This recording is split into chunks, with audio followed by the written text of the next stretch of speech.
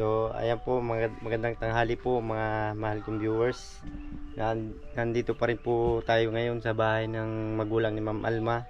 At sa ngayon po ay mayroon po silang pinuntahan na may nilakad po sila. At ako nga po muna ang pinagkatiwalaan sa ngayon na mag-vlog ni Ma'am Alma. At kakatapos lang po namin ngayon kumain.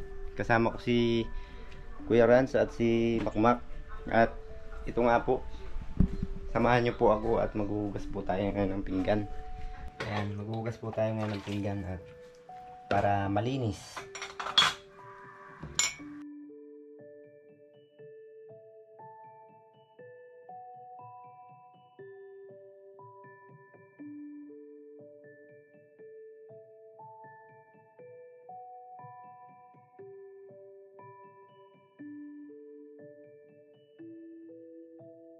Hali po kayo at tulungan niyo po akong maghugas ng pinggan sa mga mahal kong viewers.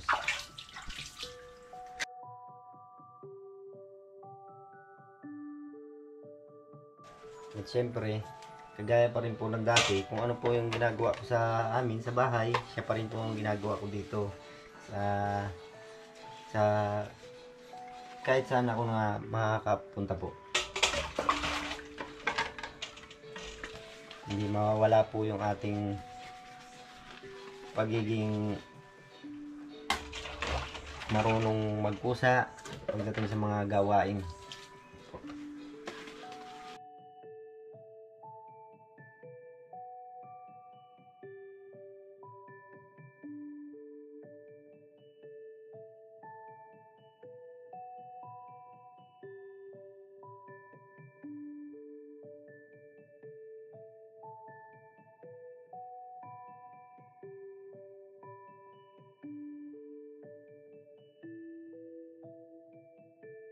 At gaya nga po ng sabi ko kanina, ako nga po muna yung pinagkatiwalaan sa ngayon ni Ma'am Alma na mag-vlog muna. Kaya papasalamat po tayo kay Ma'am Alma at medyo talagang napakabait niya at wala po akong masabi na anumang salita. Hindi siya ay mabait. Yun po.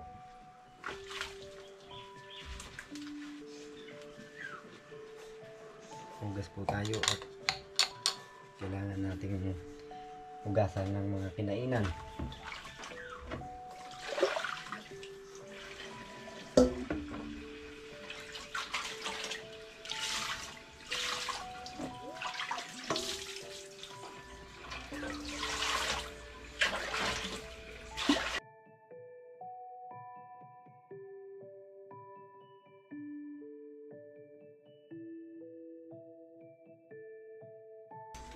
Maganda maghugas, ano po, kasi hindi siya nakakatamad na trabahuin yung paghuhugas ng pinggan. Para sa akin ito pa po yung parang magandang libangan,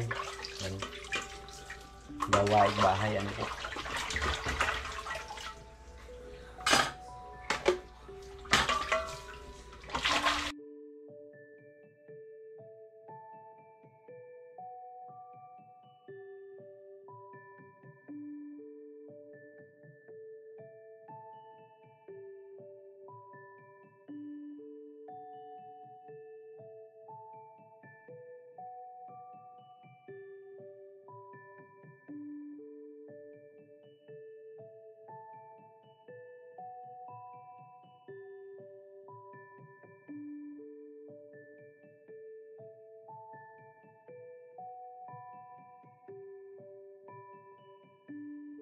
Yun nga po, kailangan po natin siyang dublihin ng paghugas para hindi mag-amoy sabon, ano po.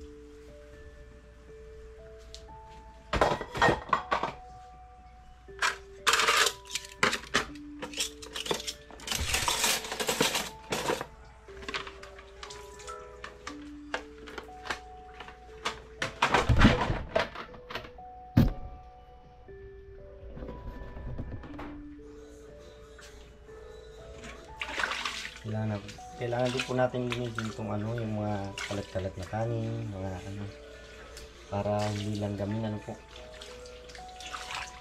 Linisin natin para walang kalat.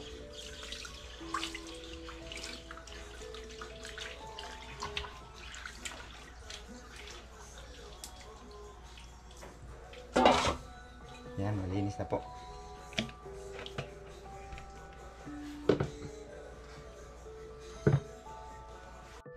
Yan, tapos na po tayo maghugas ng pinggan.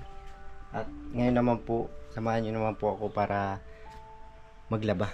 At medyo kakunti na po yung damit ko. Kailangan ko na po maglaba muna para may susuotin ako. Ayan, nandito po.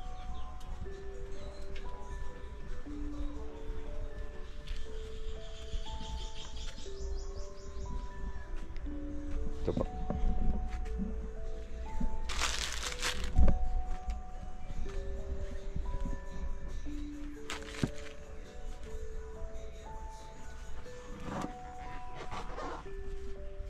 Maglalaba po ako sa ilog.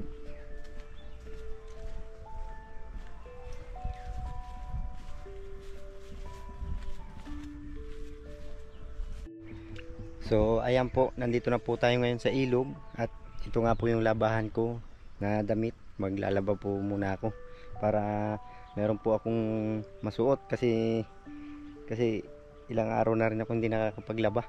Ayan po, maglalaba ako.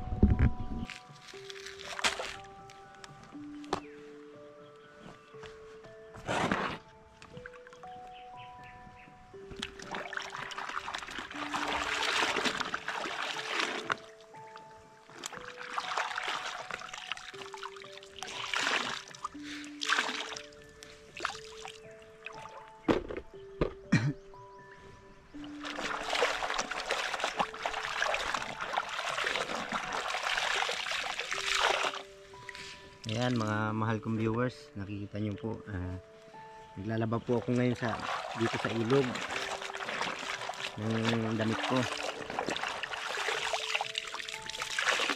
kasi baka matambakan, wala pa rin masusuot.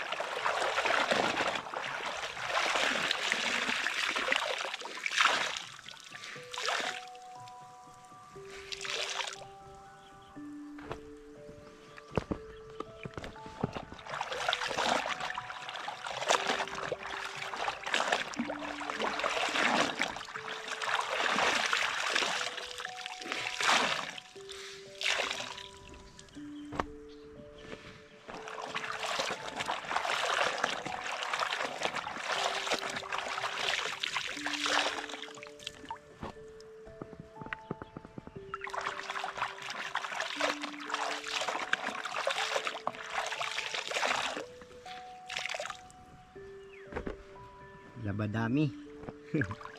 Kailangan ko maglaba.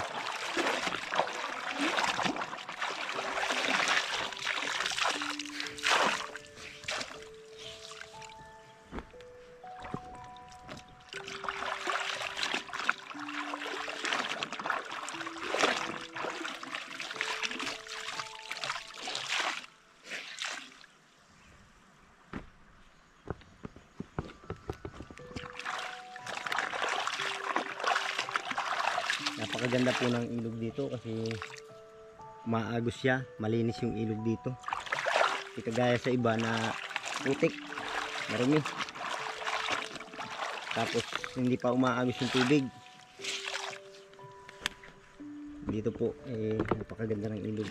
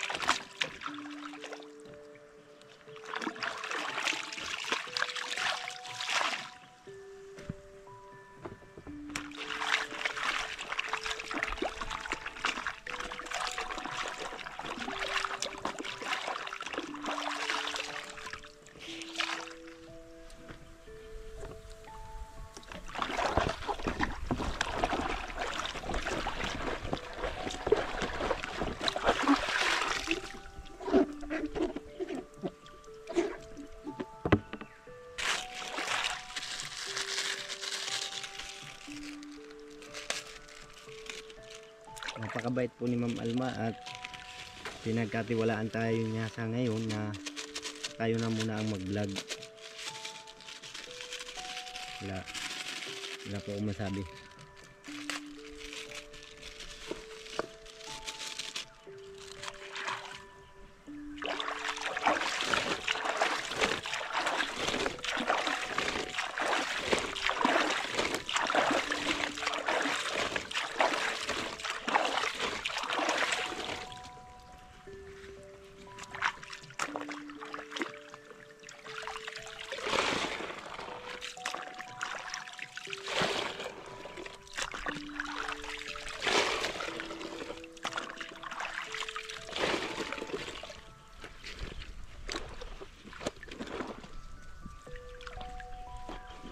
Babad po natin para matanggal yung dumi.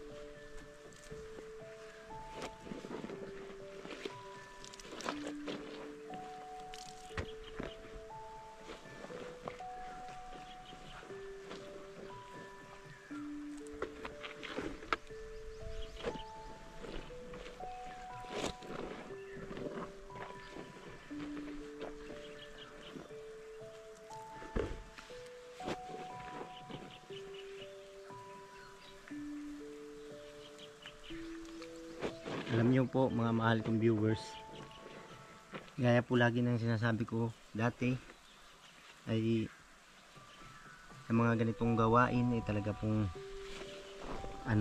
hindi ko naman masasabing sanay ako, kumbaga kaya po marunong nito kasi ito na po yung nakagisnan ko na gawain. Nilalaba ko ng damit, naghuhugas ng pinggan, nagwawalis, naglilinis sa bahay, mga gawain pong bahay, ganun.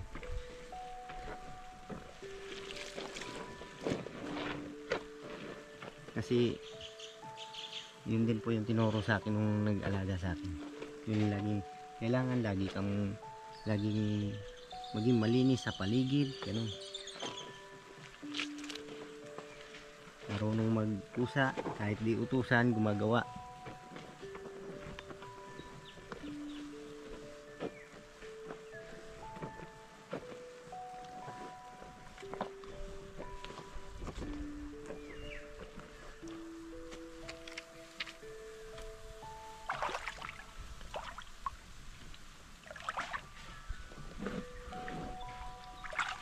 Hindi rin po biro ang maglaba.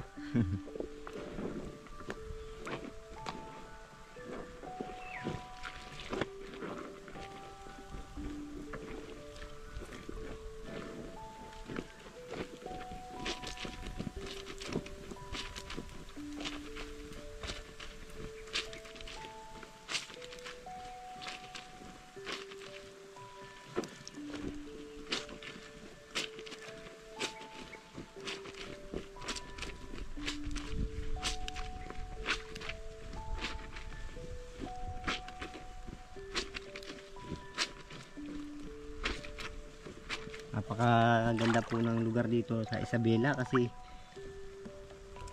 fresh yung hangin, tapos tahimik, wala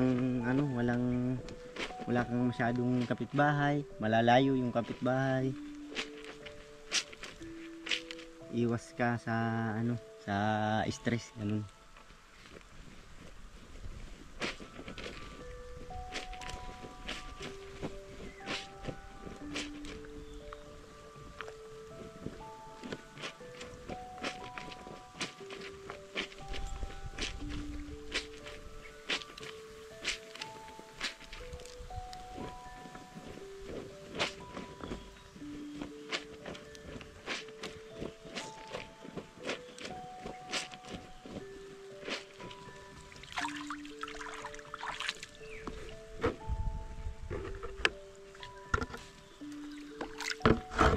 May dala rin po akong balde, lalagyan po ng tinusok para para hindi na madumihan.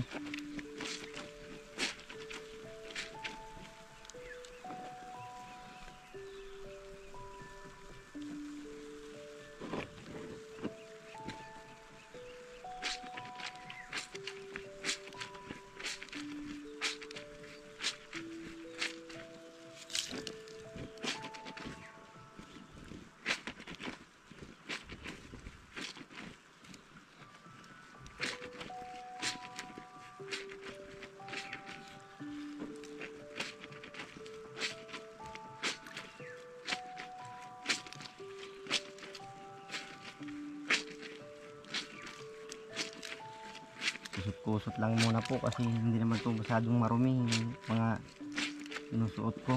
Sinusuot ko lang naman po ito pag may pinupuntahan. Bukod naman yung pambahay.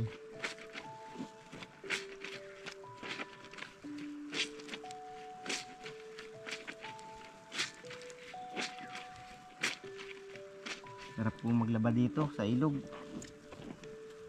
Tahimik na, fresh pa yung hangin, tapos parang wala kang parang pag nandito ka sa lugar nila Ma'am Alma, parang hindi mo iisipin na yung mga problema mo kasi marerelax ka po.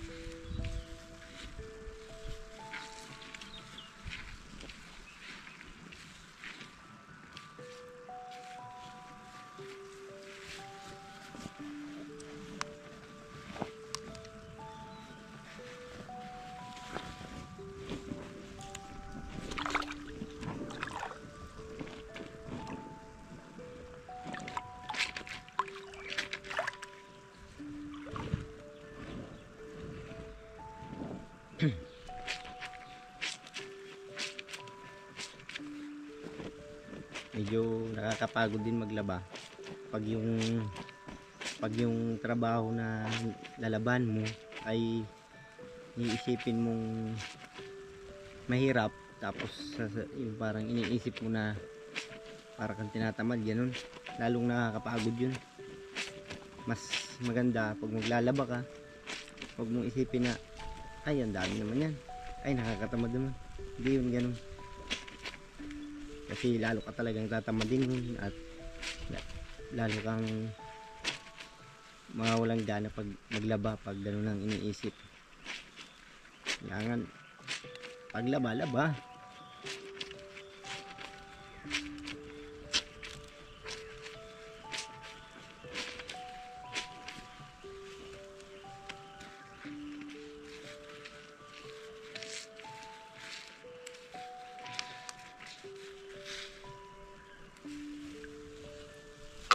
One down.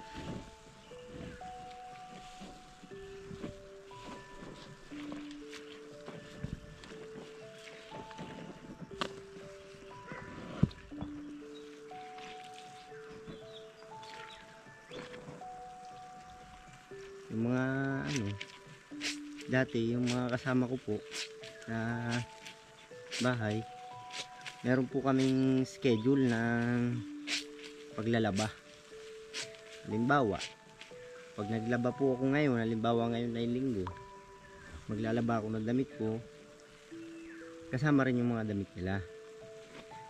Pag susunod naman po, sila naman yung maglalaba. Kasama rin naman yung damit ko. Schedule po. Parang naka-schedule yung paglalaba namin doon na toka-toka ganun po. Pero hindi ka naman mahihirapan kasi doon po sa nag-alaga sa akin, meron silang kahit papaano meron silang washing machine na ginagamit. Mapapagod ka lang pag yung magbabalaw kasi lalo yung mga kumot, malalaking pantalon, yan. Doon ka lang mahihirapan, mabigat.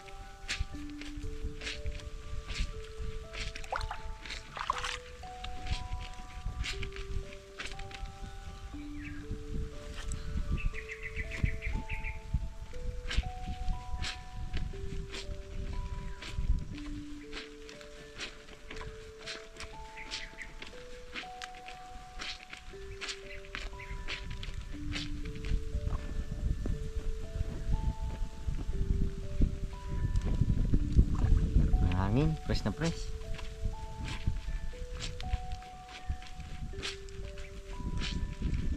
Iba talaga po ang hangin dito sa bundok, ano? Nakaka-relax.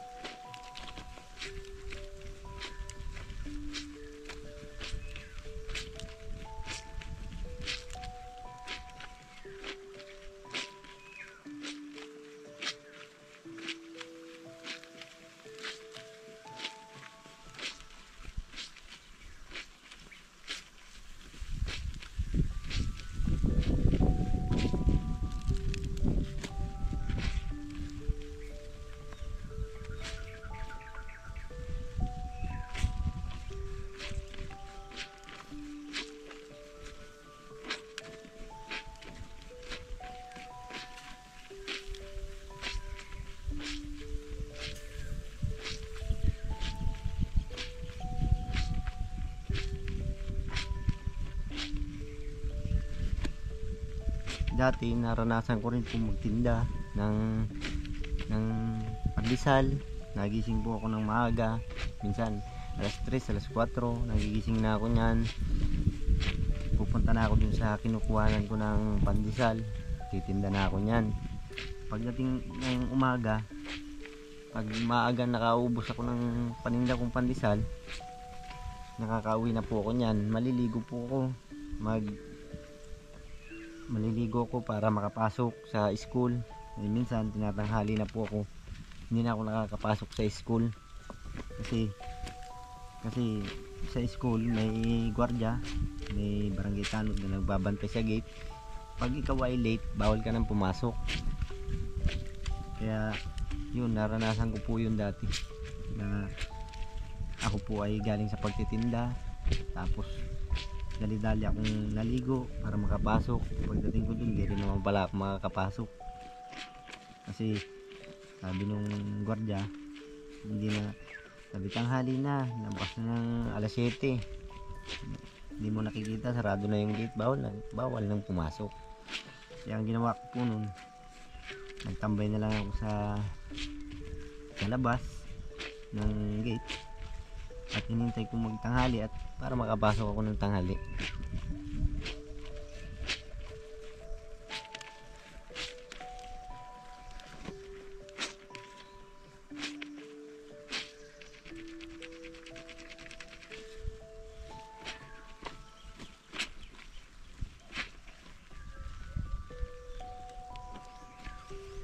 Mahirap din po yung mga napagdaanan dati, pero sa awa naman po ng Diyos at sa awa rin po ng Panginoon ay nakayanan naman po.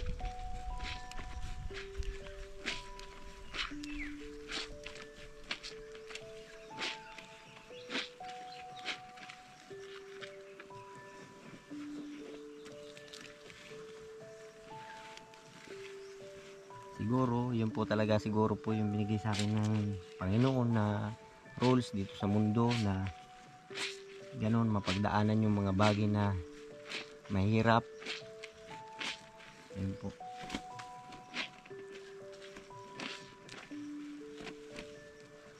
Pero kinaya naman po, kinaya ko naman lahat.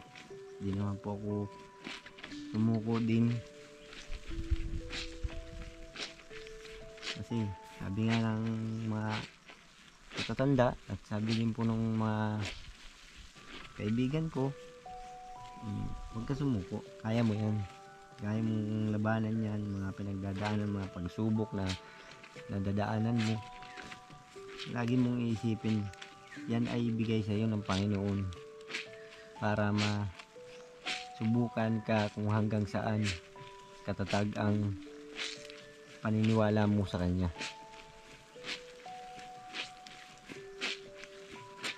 Kaya sa awa naman po ng Diyos, hindi po ako sumuko. Kahit marami akong napagdaanan na hindi maganda, ay nakayanan ko pa rin naman po.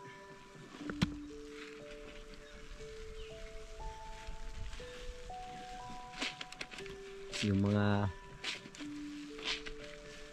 nakaraan ay para po sa akin, sana ay wag nang maulit.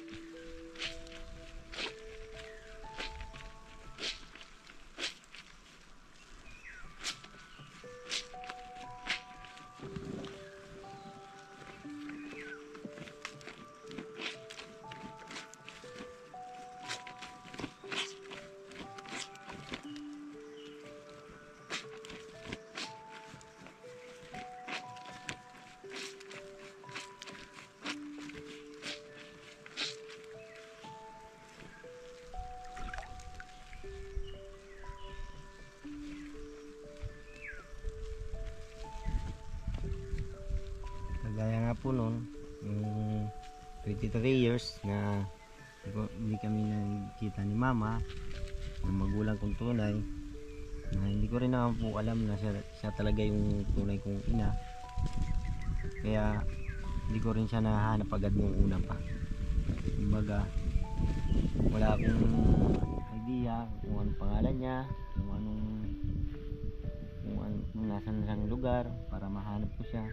Hindi po ako nagkaroon ng idea dati na kasi wala naman po nagsasabi sa akin dati na kung saan nakatira yung nanay kong tunay. Tsaka lang naman po sa akin, kaya ko lang naman po nalaman na siya yung nanay ko, at kaya ko naman po siya hinahanap na kasi nagtanong na po ako ito na po nung may edad na ako, may isip na. Kaya hinanap ko na rin lang po siya. Sa awa naman po ng Diyos, nagkita-kita naman po kami, pati mga kapatid ko sa ina. Yun, masaya naman po na may halong kalungkutan pa rin, kasi yung nakakalungkot man po isipin yung mga kapatid ko, gaya nga ng nakikita nyo naman sa vlog ni Ma'am Alma, puro pagdududa, puro paghinala na hindi na maganda. Kaya minsan po ang ginagawa ko, umiyak na lang po ako, nagdadasal na sabi ko, Lord, bakit po ganito yung binigay nyo na naman sa akin na pagsubok, na nagkita nga po kami ng magulang ko pero puro pagsubok na naman ang nangyari.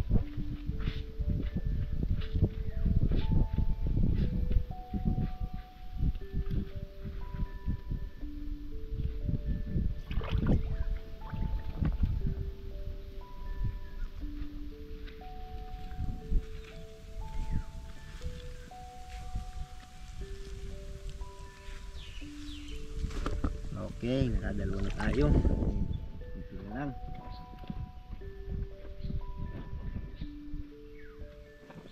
Hapon na rin ay. Hapon na rin ako nakapag-umpisa maglaba.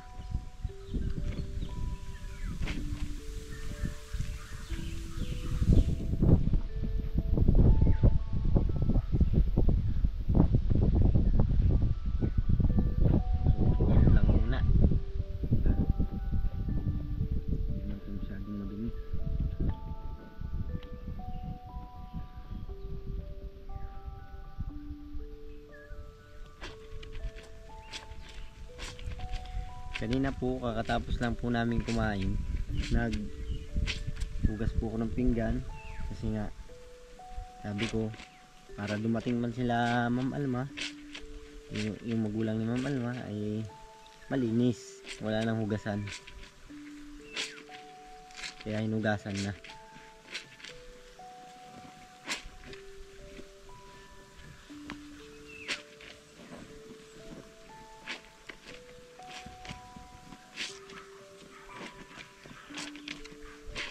Mababait din po yung mga magulang ni Ma'am Alma na lalaki, yung magulang ni Ma'am Alma na babae, si nanay. Mabait, mabait. Wala akong masabi. Maasikaso, ano, yung mabiro din.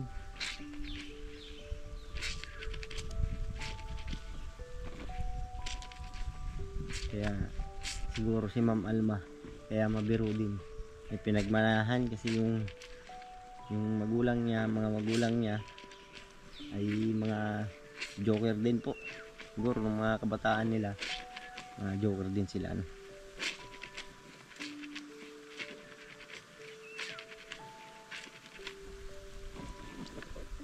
Kaya nakakatuwa pong sumama ano dito, tumira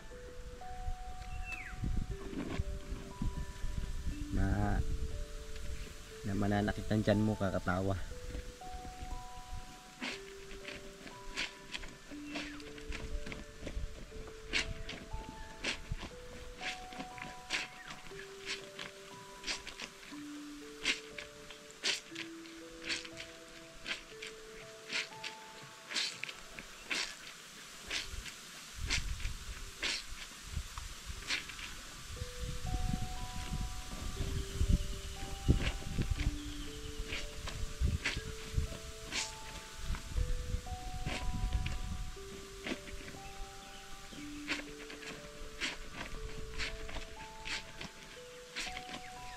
At syempre yung mga viewers po na tumutulong sa amin, sa akin, ay maraming salamat po sa inyong lahat, lalo na hindi po mawala sa pasasalamat ko si Ma'am Alma, si Sir Marco, na talagang nakikita ko naman po sa kanila din na sila po ay mga mababait na tao, kasi ultimong kung ano yung kinakain nila, siya rin yung kakainin mo.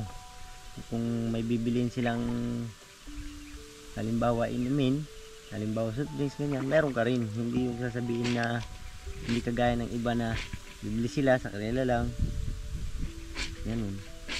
Mapagbigay din po sila, ano, at mababait po talaga, lalo si Ma'am Alma at si Sir Marco.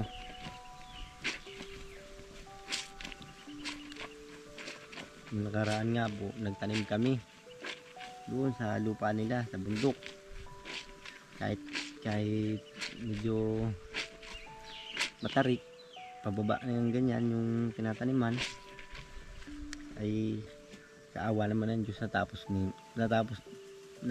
pa rin naman po, kahit mainit ganun.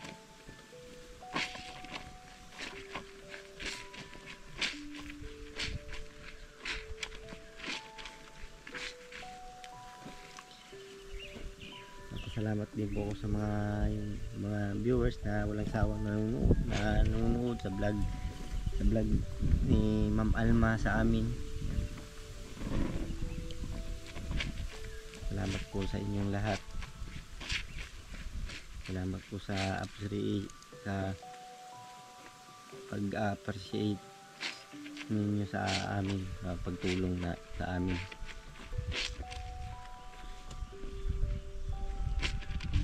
Sana nyo rin pong kalimutan yung ibang mga tinutulungan na kagaya ko rin po, na mahihirap, naghihirap din, na kailangan din talaga ng tulong, na deserve din matulungan po, kasi makikita nyo naman po sa istorya po ng buhay nila.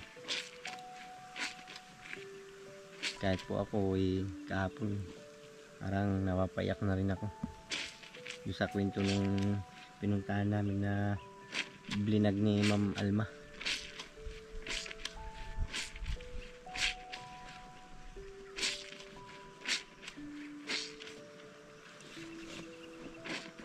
Yung mga lahi ata yung ng ano, tita. Walang sariling bahay, napalipat-lipat. Kawawa naman. Pinapalayas ng may lupa.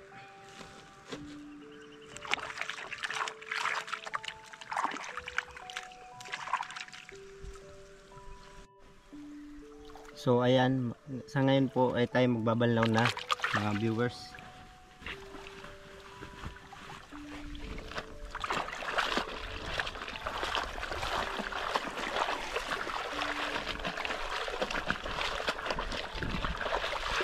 Maganda po magbanlaw dito kasi diretso na yung tubig na umaagos pati.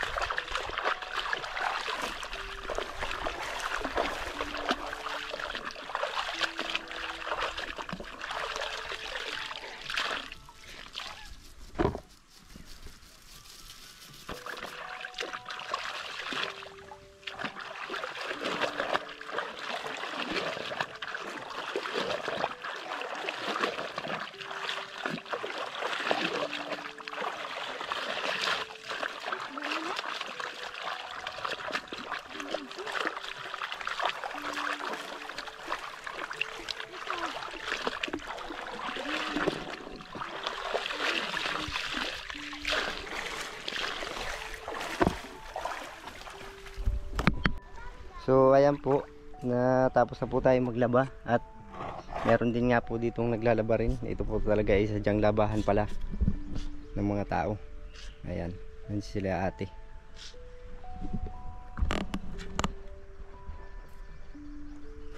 Doon na po tayo at samahan niyo po ako magsampay. So ayan, kakatapos ko lang din maglaba at nandito nga po tayo ngayon sa tabi ng ilog. Sumama po ako dito kay Kuya Rans para medyo malibang-libang at mamimingwit daw. Tara.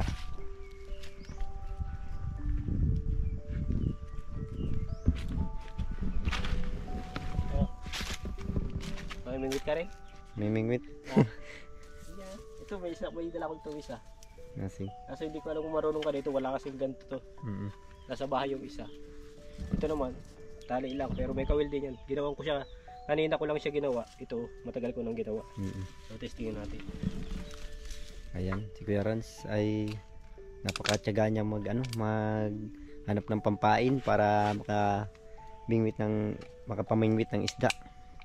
At masarap daw po kasi yung dito, yung isda na maliliit. Maliliit lang siya pero masarap. Malasa. Malasa yung mga isda dito. Maliliit lang pero sobrang lasa niya. Testingin natin kung makakahuli tayo dito. Tapos ka na makapaglaba? Tapos na. Okay na? Napagsampay ka na rin?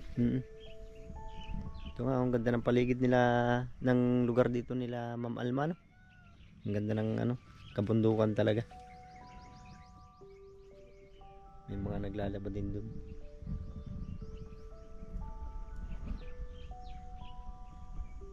Presang hangin, tapos tahimik.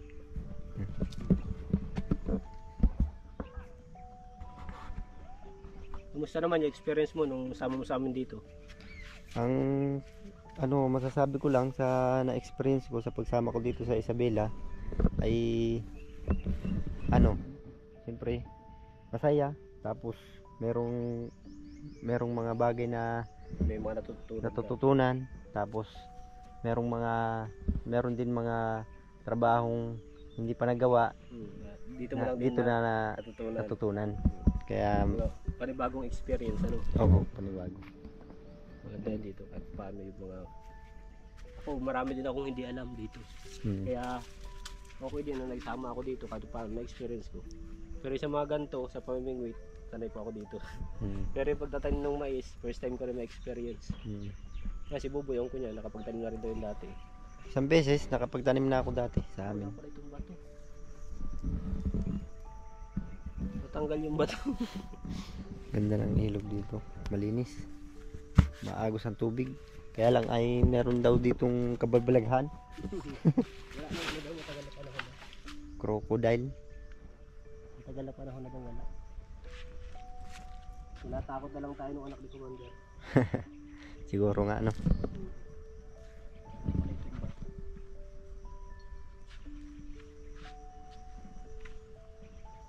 Wala hindi nagdibo. Ayan. Si Kuya Rans, kanina nakita ko siya nang pag-ahon ko galing dito sa ilog, naglaba, nag-ahukay siya ng pampain ng bulati.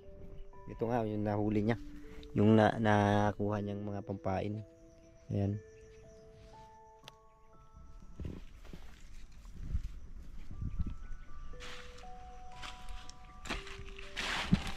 Start na siya mag bingwit.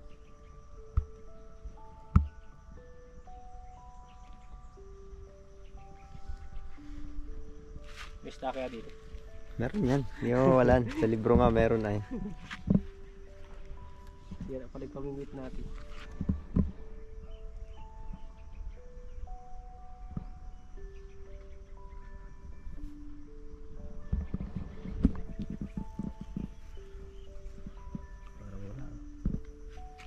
Sablay ata tayo ngayon. Hindi ka mawala ng pag-asa.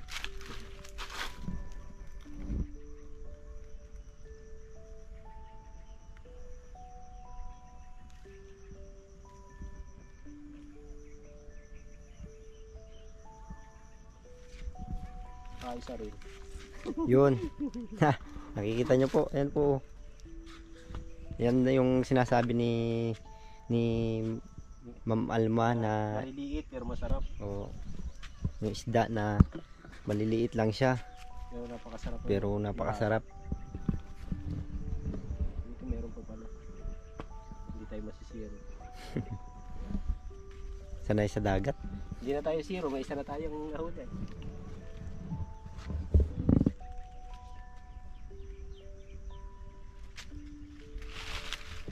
Maglaan lang yung natin, yung bato.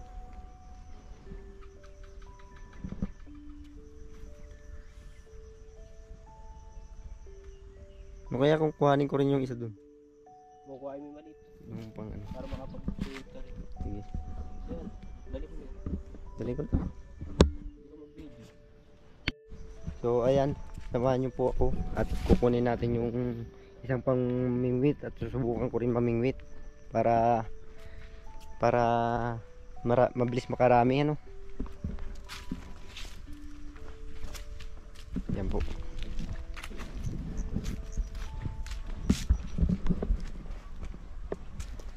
Medyo yung dinadaanan natin, mga kipot at siyempre bundok. Tapos yung ilog nila ay mabato, maraming bato, malalaki. Ito yung dinadaanan namin pag pupunta kami dito sa ilog para maligo. Ito, tabi ng kawayan.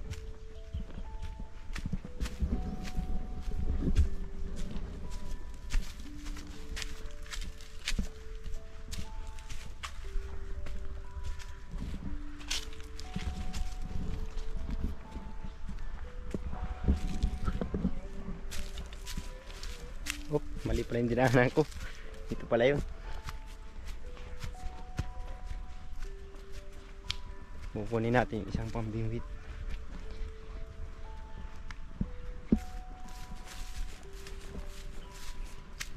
Yan. Okay. Subukan din natin mamingwit. Kung marunong pa tayo.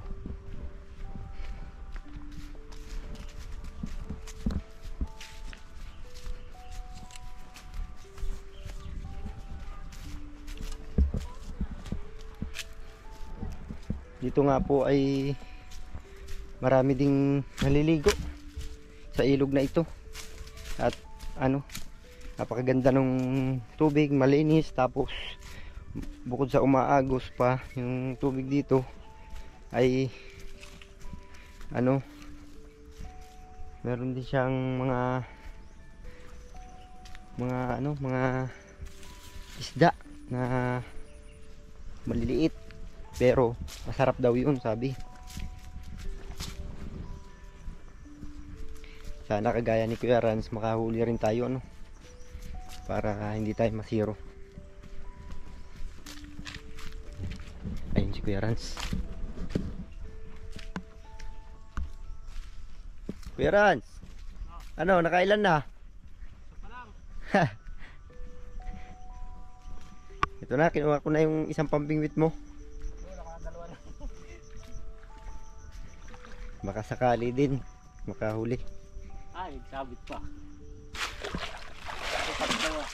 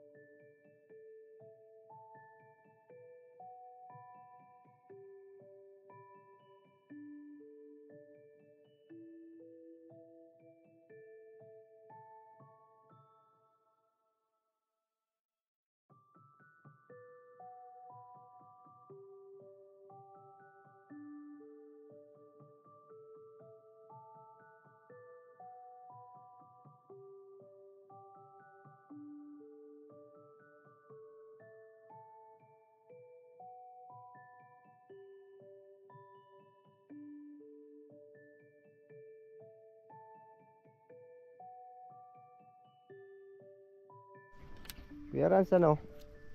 Meron dyan? Ako doon sa una. Magyan, hindi ako nakahuli doon, ah.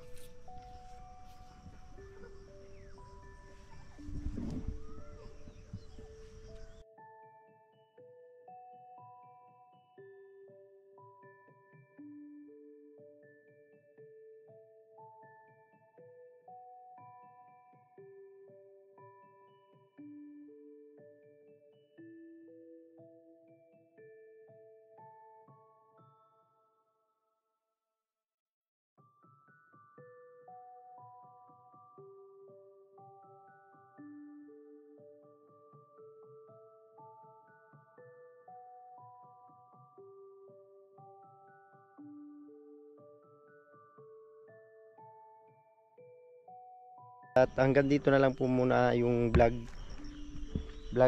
ni Ma'am Alma sa akin.